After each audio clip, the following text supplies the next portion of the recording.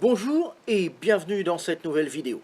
Aujourd'hui, on va parler des piqûres d'insectes. Je vais en effet vous donner pour cela une véritable trousse naturelle, très facile à trouver, que vous allez pouvoir emporter partout avec vous. Alors, même si elles sont en général bénignes, les piqûres d'insectes peuvent tout de même occasionner des démangeaisons, des allergies ou encore des œdèmes chez les personnes qui y sont sensibles ou une surinfection dans certains cas. En promenade, dans la nature, dans la forêt ou même dans son jardin, il y a trois bestioles qui peuvent principalement nous piquer.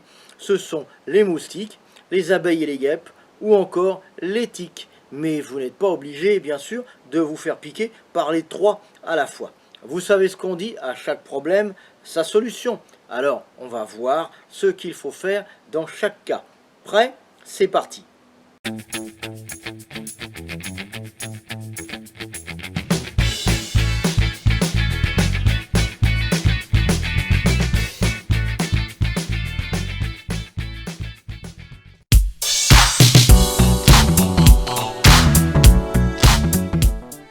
Le moustique est l'un des animaux les plus répandus sur Terre et c'est le risque de piqûre le plus fréquent.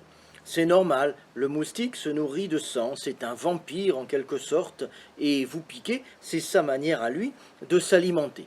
Ces piqûres donnent vraiment envie de se gratter, mais risquent de se surinfecter seulement si on les gratte beaucoup. En fait, le moustique qui vous a piqué a eu l'idée généreuse de vous injecter un peu de salive antiseptique, justement pour éviter l'infection. C'est gentil, mais c'est justement elle qui va vous démanger.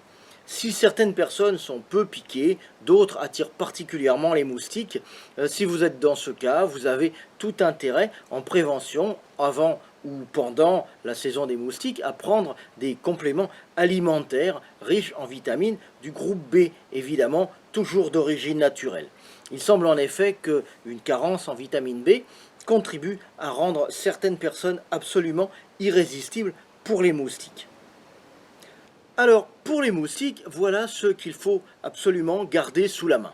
Le produit indispensable, c'est l'huile essentielle de lavande, de préférence la lavande aspic. C'est la plus appropriée pour les piqûres, mais si vous n'avez que de la lavande vraie, la lavande fine, eh bien elle fera très bien l'affaire. On applique dilué dans un peu d'huile, par exemple l'amande douce, directement sur la piqûre, tant qu'il y a une démangeaison. Si vous n'avez pas d'huile, vous pouvez mettre une ou deux gouttes d'huile essentielle directement sur la piqûre et masser doucement. Si on veut désinfecter en plus, en prévention, eh bien on peut rajouter une goutte d'huile essentielle d'arbre à thé qu'on appelle aussi le tea tree. Le deuxième produit à utiliser, c'est du gel d'aloe vera. Il va être bien utile pour apporter une sensation fraîche et agréable. On peut l'appliquer après l'huile essentielle. Il favorisera la désinflammation et la cicatrisation de la peau. Les moustiques, c'est ce qu'il y a de plus courant et de plus banal comme piqûre, mais il peut y avoir plus grave et ça, on n'est jamais à l'abri. Ce sont les piqûres d'abeilles ou les piqûres de guêpes. C'est vrai, c'est bien plus rare, mais si ça vous est déjà arrivé, vous vous en souvenez certainement. Et si ce n'est pas le cas, je ne vous le souhaite pas, parce que ça provoque des sensations très désagréables. Alors restez bien avec moi, car dans un instant, on va passer aux choses sérieuses, mais juste avant, si vous trouvez mes vidéos utiles et si vous aimez mes contenus, je vous invite à vous abonner à ma chaîne et à activer les notifications. C'est une petite cloche grise que vous trouverez juste à côté du bouton s'abonner, donc juste en dessous. Comme ça, dès qu'il y aura une nouvelle vidéo en ligne, je vous enverrai un petit message. Vous avez été piqué par une abeille ou par une guêpe? Pas de problème, il y a des solutions naturelles. C'est parti!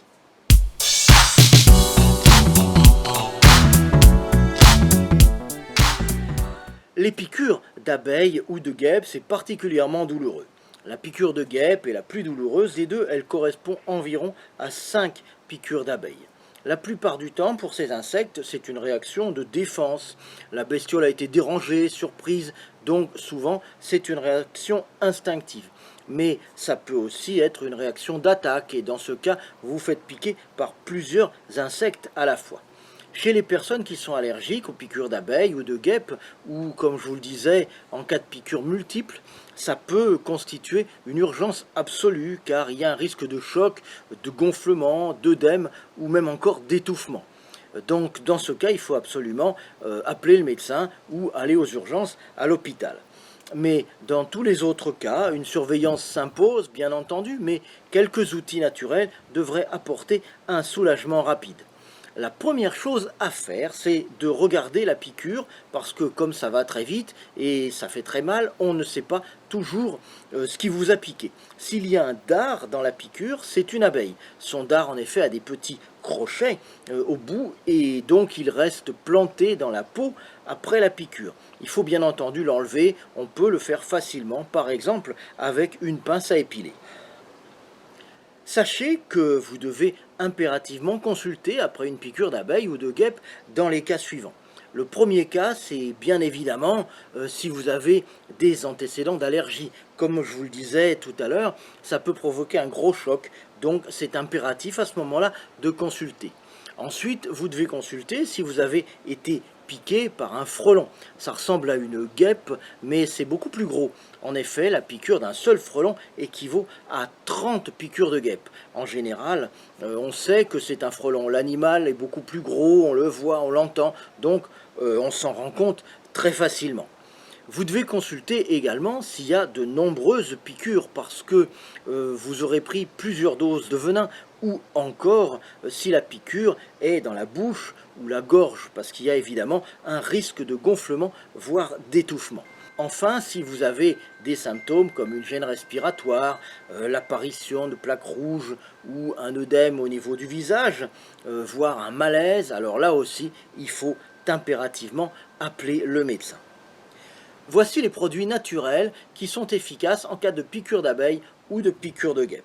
Tout d'abord, il vous faudra un tube d'homéopathie qui s'appelle Apis mellifica, en concentration 9 CH, à toujours garder au fond de votre sac.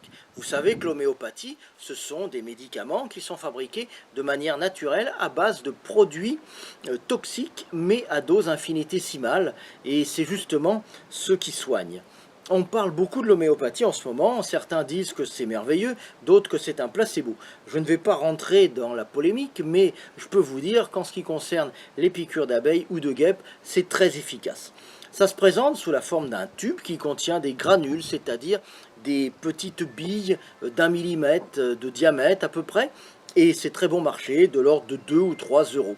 Alors, si vous vous faites piquer, vous en prenez immédiatement 10 granules, ensuite il faut en reprendre 3 granules toutes les demi-heures, puis toutes les heures le premier jour. La deuxième chose à avoir dans votre sac, c'est l'huile essentielle de lavande aspic ou de lavande vraie, je vous en ai parlé tout à l'heure, et cette huile, vous pouvez l'associer à l'huile essentielle d'estragon. Ces deux huiles essentielles sont naturellement dotées de propriétés anti-allergiques. On peut aussi ajouter un peu d'huile essentielle d'arbre à thé, donc le tea tree, comme pour les piqûres de moustiques. Vous pouvez faire un petit mélange d'1 à 2 gouttes de chacune de ces 3 huiles essentielles dans une cuillère à café d'huile végétale et masser doucement la piqûre régulièrement dans la journée. Un dernier produit qui peut être utile, surtout si vous avez tendance à gonfler un peu, c'est le bourgeon de cassis. C'est un bon anti-inflammatoire naturel avec une action spécifique sur l'inflammation allergique. On peut en prendre 10 gouttes dans de l'eau immédiatement et 2 heures après, puis tous les matins pendant quelques jours. D'ailleurs, pour les moustiques, c'est efficace aussi. Si vous voyez gonfler la moindre de vos piqûres de moustiques, vous aurez tout intérêt à avoir sous la main du bourgeon de cassis et un tube d'Apis mellifica. Après les moustiques, les guêpes et les abeilles, on va maintenant passer à une bestiole tout aussi sympathique. Je vais vous parler de la tique qui, contrairement à ce que l'on pourrait croire, ne pique pas que les chiens, les chats, les hérissons, les chevaux ou encore les vaches, mais pique aussi l'homme particulièrement quand vous marchez dans l'herbe. Il peut toujours y en avoir une à proximité. Alors la tique, elle est comme le moustique, elle se nourrit de sang et elle s'accroche à sa proie pour lui sucer le sang pendant plusieurs jours. Elle grossit et ensuite elle se laisse tomber et elle va sur une autre proie. Au départ, c'est pas vraiment douloureux et on ne s'en rend pas toujours compte, mais le problème, c'est que la tique peut transmettre la maladie de Lyme dont vous avez sans doute entendu parler, qui est vraiment très difficile à soigner et dont les séquelles peuvent durer des années. Je vais donc vous donner dans un instant quelques conseils si vous venez de vous faire piquer par une tique et je vous indiquerai des produits naturels efficaces. Vous savez, depuis 2 ans, je publie des vidéos sur les médecines douces, la naturopathie, le bio, les huiles essentielles, la réflexologie, l'acupression et sur différentes thérapies alternatives. Bref, sur tous les bienfaits que nous offre la nature pour être en pleine forme au quotidien. Mais ces vidéos, ce ne sont qu'une petite partie de ce que je peux vous apporter et j'ai envie maintenant, après des années de travail en cabinet, de partager avec vous toutes mes connaissances et toute mon expérience. Je vous propose donc de vous abonner à ma lettre privée de santé naturelle. Chaque jour, vous recevrez directement dans votre boîte mail une mine de conseils, de trucs et d'astuces tirés de mon expérience en cabinet. Pour vous abonner gratuitement, c'est facile, il suffit de cliquer sur le lien qui est au début de la description de cette vidéo, donc juste en dessous ou à côté, et de me laisser votre adresse mail. Et dès demain, je vous ferai parvenir votre premier exemplaire de ma lettre privée de santé naturelle. Allez, maintenant on passe aux piqûres de tiques. C'est parti!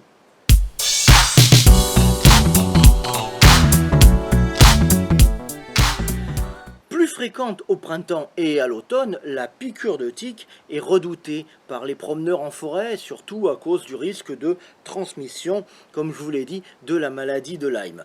Donc, si vous vous promenez en forêt, ou même à la campagne, ou même dans votre jardin, vous n'êtes pas à l'abri, il faut toujours faire attention.